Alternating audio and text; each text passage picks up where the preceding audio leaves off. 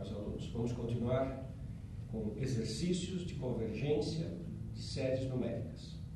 Estou repassando todos os principais critérios e fazendo vários exercícios para ajudá-los a desenvolver aquela intuição de olhar para o exercício e desconfiar, perceber intuitivamente qual vai ser o bom exemplo para se aplicar. A gente não tem uma regra geral. Às vezes a gente pensa que vai usar um critério, tenta aquele critério, não funciona, aí a gente muda de critério. Isso é muito comum em matemática, em ciência, né? Então, lembrando quais são a lista de critérios. Termo geral, comparação no limite, integral, razão, raiz e Leibniz. Agora vamos começar com esse exemplo. Menos 1 elevado a n, logaritmo de n sobre n. N a partir de 2. Primeira coisa que chama atenção, a série é alternada. Menos 1 elevado a n. Então, uma coisa que dá para pensar é no critério de Leibniz. Para que aplique o critério de Leibniz, tem que ter 3 condições sobre o ln de n sobre n. Tem que ter as seguintes condições. O ln de n sobre n tem que ser positivo. Por que nós precisamos disso? Para garantir que a troca de sinal está inteirinha controlada pelo menos 1 elevado a n. Que só aqui que tem troca de sinal, portanto a série é alternada mesmo. A outra coisa que tem que acontecer é que o ln de n sobre n tem que tender a zero. Isso pode ser feito pelo critério de L'Hopital, teorema de L'Hopital. Você pega a função f de x da variável contínua ln de x sobre x, o limite para x tendendo a infinito é infinito sobre infinito, e o teorema de L'Hopital diz que você pode derivar em cima e embaixo. E quando você deriva em cima e embaixo, você vai ter 1 sobre x e 1. E como o x vai para infinito, 1 sobre x vai para zero e aqui tem 1, então essa função tende a zero quando o x tende a infinito. Então, usando o teorema de L'Hopital, a gente conclui que o ln de n tende a zero. E precisa ver se isso é decrescente. E para ver que ela é decrescente, a gente também pega a função f de x igual ln de x sobre x e olha se essa função é decrescente. Isso a gente faz derivando e calculando a derivada. Não vamos confundir duas coisas. Quando eu uso L'Hopital para saber se ela tende a zero, eu derivo em cima e derivo embaixo. Então, nesse caso, ficaria 1 sobre x sobre 1. E isso tende a zero, porque é 1 sobre x. Aqui eu não vou derivar em cima e embaixo, porque eu vou derivar pela regra do quociente. É a derivada mesmo da função. E aí f' de x, nesse caso, fica igual a derivada do de cima vezes o de baixo, 1 sobre x vezes x, derivada do de cima vezes o de baixo, menos o de cima pela derivada do de baixo, que é 1, sobre o quadrado do de baixo. Então a derivada é 1 menos ln de x sobre x quadrado, e basta o x ser maior do que e, que isso já fica negativo. ln de e é 1, para x maior do que e, então a derivada f' de x é negativa para x maior do que e, portanto, essa função é decrescente, a f, e a sequência, então, é decrescente. O que isso nos permite concluir? Usando Leibniz,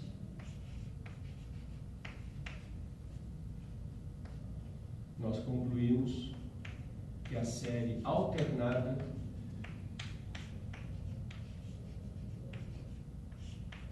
é convergente. Para responder se ela é absolutamente convergente ou condicionalmente convergente, eu preciso olhar a série em módulo. Então agora eu vou analisar a mesma série, só que tirando o menos 1 elevado a n. E aí eu vou olhar a série soma de ln de n sobre n. E aí eu olho esse termo geral, ln de n sobre n, e tenho que concluir algo sobre essa série. Esse é um exemplo que dá para fazer pelo critério da comparação mais clássico de todos, o básico, que isso é maior que 1 sobre n. Porque o ln é maior do que 1. A partir do e, o ln fica maior do que 1. ln de x é maior do que 1 para x maior do que e. Então, como isso é maior do que 1, esse termo geral é maior do que esse, Então, essa série é uma série que tem termo geral maior que a série harmônica. Então, isso aqui diverge, porque o AN é maior do que 1 sobre N, e nós sabemos que a série 1 sobre N diverge. Qual é a conclusão, então, sobre a série original? Sobre a série com a qual nós começamos? Como série alternada converge, em módulo diverge. Então, essa série ela é condicionalmente convergente.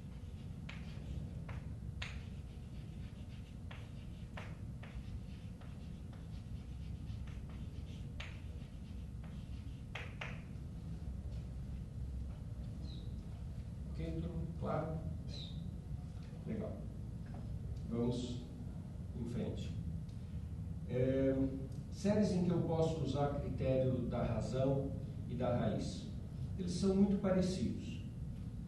Imagine que eu olhe para uma série que eu percebo claro no enunciado, que se eu calcular a raiz enésima do termo geral, vai ficar muito simples. Porque o critério da raiz diz exatamente isso, para a gente calcular a raiz enésima do termo geral. Então, olha este exemplo 2 aqui.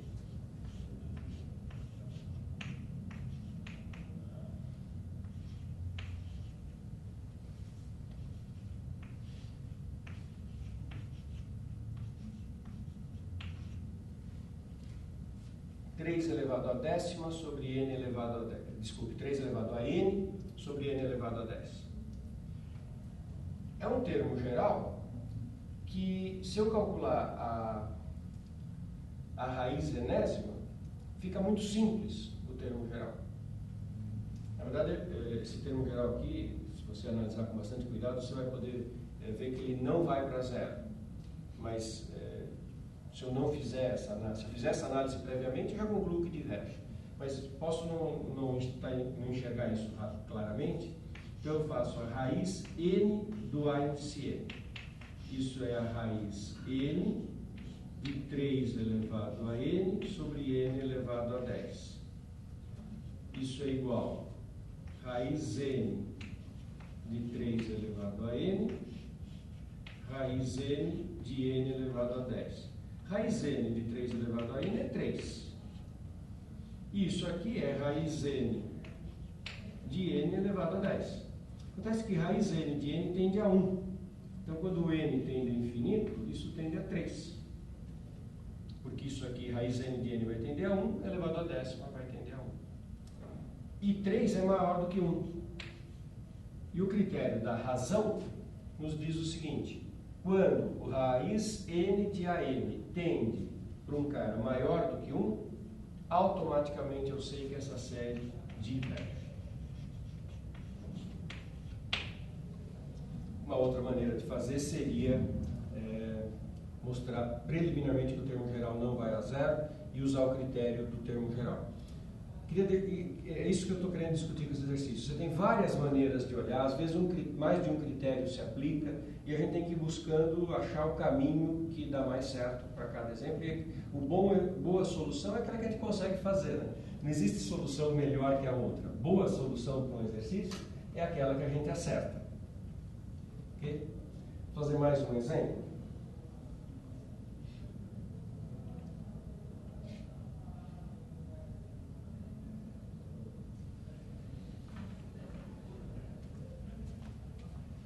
Exemplo 3.